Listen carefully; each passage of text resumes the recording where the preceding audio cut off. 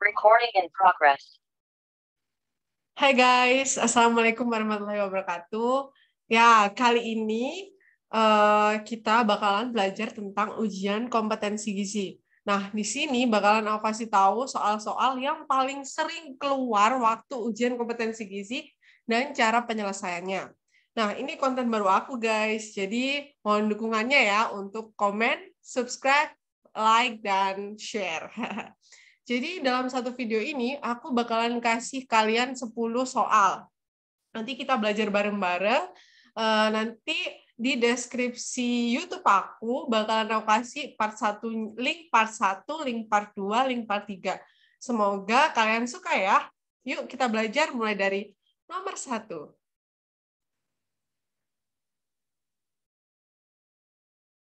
Nih, soal yang pertama. Seorang wanita datang ke poligizi karena merasa kurang darah. Dia mengeluh lemah, letih, lemas, gangguan refleks, tidak nafsu makan, dan mengalami penurunan berat badan. Diagnosis dokter adalah cachexia. Apa diet yang sesuai dengan kasus di atas? Nah, di sini ada pilihan A, B, C, D, E. Jadi kalian bisa menebak ya apa ini jawabannya. Aku kasih waktu sebanyak 1 menit karena waktu UKOM pengerjaan satu soal kira-kira timing kalian harus bisa mengerjakan dalam 1 menit. Nih, coba dijawab. Ini gampang sekali soalnya. Dan ini sering keluar.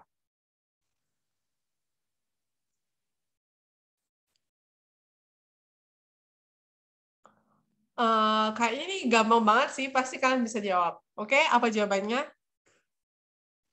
A, benar. Tinggi energi, tinggi protein.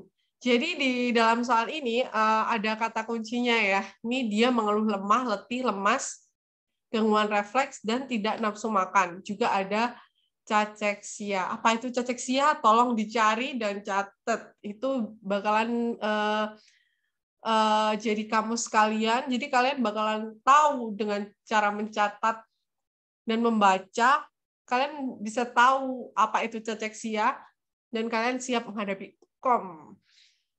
Oke, lanjut soal nomor 2. Seorang perempuan yang berumur 59 tahun datang ke puskesmas dengan keluhan nyeri pada sendi kaki sejak 2 hari lalu. Ini typo ya guys, maaf. Pasien mengatakan bahwa dia merasakan panas pada sendi kaki dan sulit berjalan.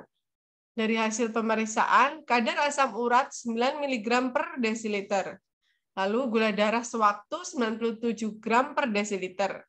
Dan hasil ronsen tidak ditemukan pengapuran pada sendi. Diet apakah yang paling tepat pada kasus tersebut? A. Tinggi energi, B. Tinggi protein, C. Rendah purin, D. Rendah lemak, E. Rendah garam. Ayo, apa nih jawabannya?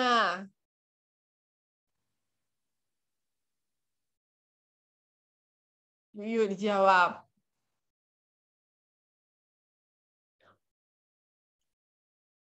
Oke, kalian udah tahu jawabannya? Jawabannya adalah rendah purin.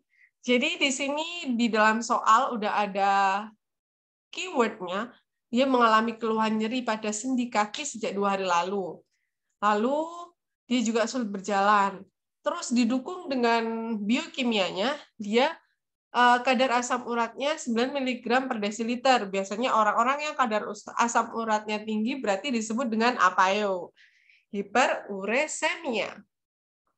Nih, bagi penderita hiperuricemia, diet yang disarankan adalah diet rendah purin, yaitu membatasi makanan yang tinggi purin, seperti jeroan, otak, melinjo, kerang-kerangan, kangkung, dan jamur. Oke? Udah siap untuk soal selanjutnya? Siap dong. Lanjut. Nomor 3. Nih, wow. Dilihat dari jawabannya, kayaknya udah ketebak ya. Ya udah, kita baca soalnya terlebih dahulu. Seorang ahli gizi diminta oleh suatu lembaga pelatihan merencanakan pengadaan makanan. Pola makanan yang ditetapkan adalah 3 kali makanan utama dan 2 kali snack. Berapa proporsi energi dalam pengaturan makan pada kasus tersebut? A.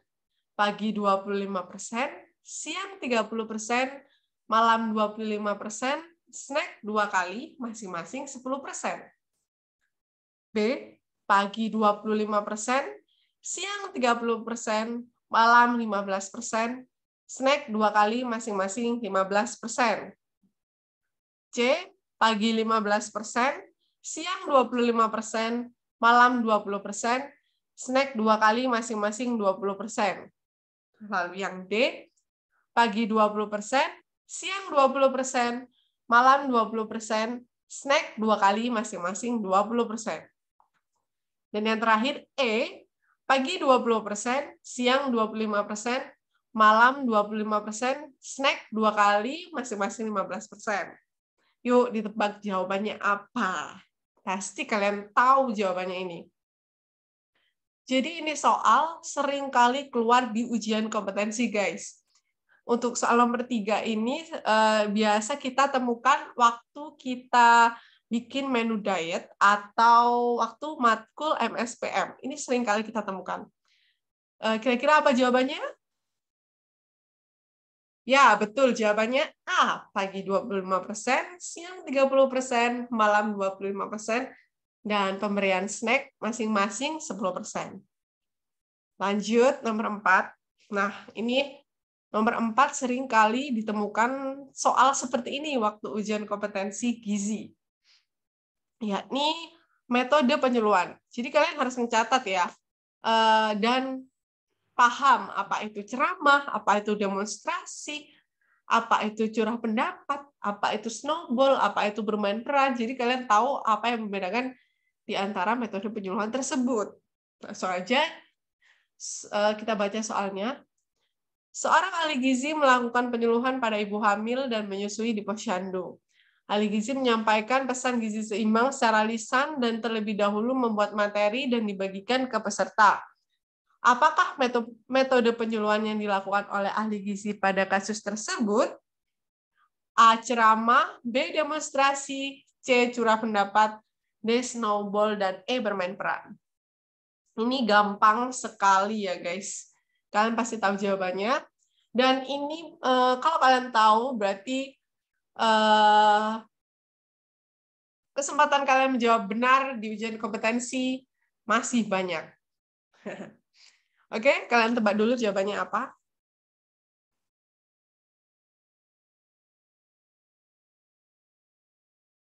Ya, jawabannya adalah A. Ceramah. Siapa nih yang benar jawabannya? Oke, udah siap menuju soal nomor 5? Lanjut, nomor 5. Seorang laki-laki berumur 62 tahun datang ke rumah sakit dengan keluhan sering buang air kecil selama 1 bulan terakhir. Pasien mengatakan sering gatal, mudah lapar, sering minum, lelah, dan berat badan turun. Dari pemeriksaan diketahui tekanan darah 130/90 mmHg, kadar gula darah puasa 250 gram per desiliter, leukosit sekian, dan IMT 17. Kemungkinan apakah yang terjadi pada kasus tersebut? A. Dermatitis, B. Hipertensi, C. Kurang energi, D. Diabetes mellitus, dan E. Infeksi saluran kemih. Jadi menurut kalian apa nih jawabannya? Tebak dulu ya. Nah, udah jawab belum? Kayaknya aku terlalu cepet ya. Gak apa-apa lah, berarti kalian udah terlatih menjawab soal dengan cepat dan benar. Oke, dari keyword-nya, dari keyword soal itu, kita bisa lihat bahwa di situ ada tulisan dia mudah lapar, sering minum, lalu sering buang air kecil. Menurut kalian apa nih? Ini gampang sekali dan sering keluar di ujian kompetensi gizi. Oke, apa tebakan kalian? Ya, D. Diabetes mellitus jawabannya. Nah, itu merupakan gejala dari DM, yaitu peningkatan glukosa darah melebihi normal, lalu mengalami polidipsi, lalu poliuri, dan polifagi. Oke, lanjut ke soal nomor 6. Aku bacain dulu ya soalnya. Seorang ibu membeli seekor ikan kakap merah di pasar yang akan digoreng saus asam manis. Setelah ditimbang, berat mentah kotor satu ekor ikan tersebut sebesar 500 gram. Diketahui bahwa BDD ikan kakap adalah 80%, dan faktor konversi matang mentah kakap goreng adalah 1,5. Berapa gram mentah bersih pada kasus tersebut? A200, B400, C300, D500, E600. Nah, di sini kalian harus memiliki kemampuan menghitung dengan cepat tanpa kalkulator karena angkanya tidak ribet ya, guys. Oke, aku kasih waktu kalian untuk menjawab soal ini. Hitung-hitungan.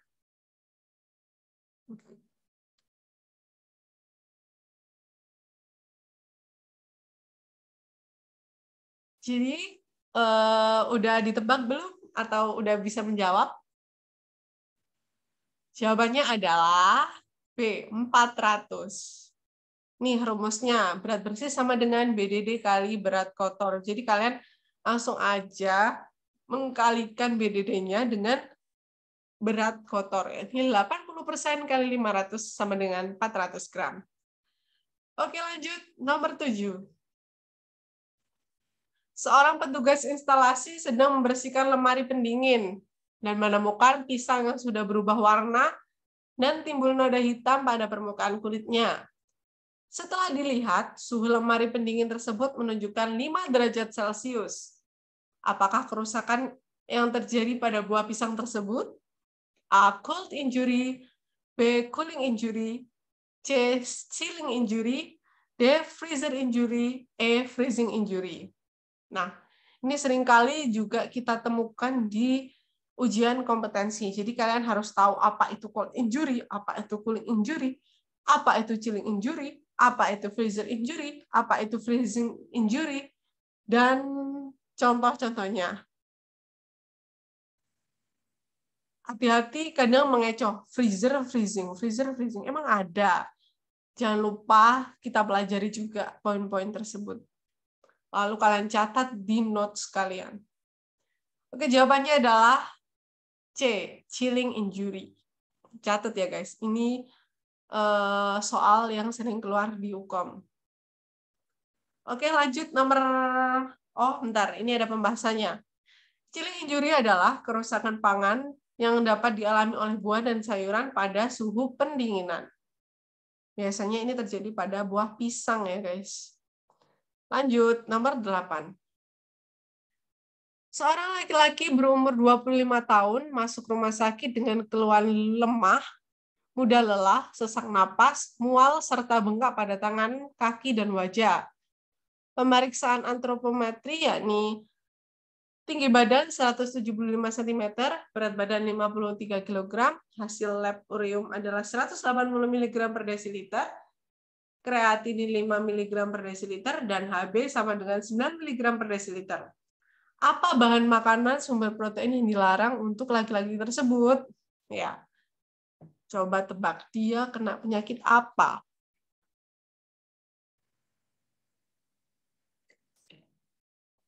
Oke, jawabannya adalah tempe. Jadi di dalam soal itu ada tulisan bahwa keywordnya dia kreatininnya 5 mg per desiliter. Nah, kadar kreatinin yang normal pada orang dewasa berkisar antara 0,6 sampai 1,2 mg per desiliter. Itu untuk pria. Kalau untuk wanita 0,5 sampai 1,1 mg per desiliter. Jadi biasanya kadar kreatin yang tinggi itu ada indikasi bahwa dia terkena penyakit ginjal.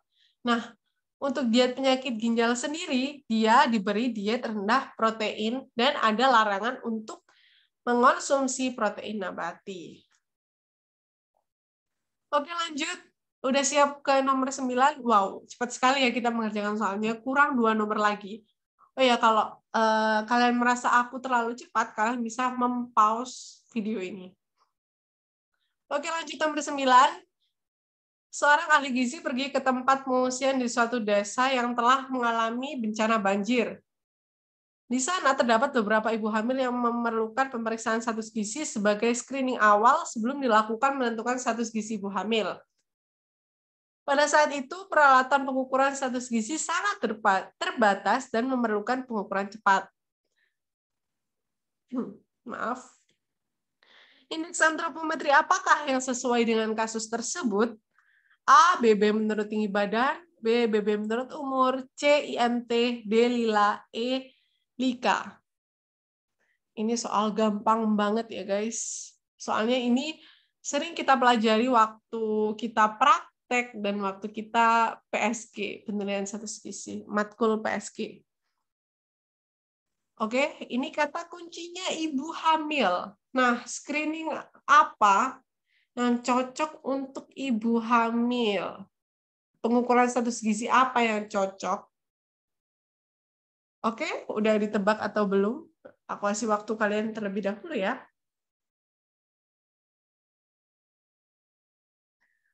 Oke, jawabannya adalah Lila. Selamat buat kalian yang udah bener jawab. Berarti kalian pinter dan bakalan lulus UKOM. Insya Allah. Amin. Oke, lanjut nomor 10, nomor terakhir. Seorang remaja putri umur 14 tahun dirawat di rumah sakit sejak 3 hari yang lalu dengan diagnosis gastritis. Hasil anamnesis mual dan muntah 2 hari sebelum masuk rumah sakit. Lalu sakit ulu hati saat makan. Hasil pemeriksaan berat badan 47 kg, tinggi badan 155 cm. Lalu selama dirawat, nutrisionis memberikan makanan bubur saring.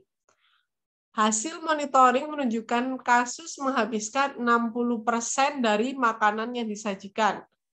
Bagaimana kesimpulan terhadap tingkat penerimaan makanan pada kasus tersebut? A baik, B cukup, C kurang, D sedang. Nah, silakan ditebak terlebih dahulu ya, aku kasih waktu ke kalian.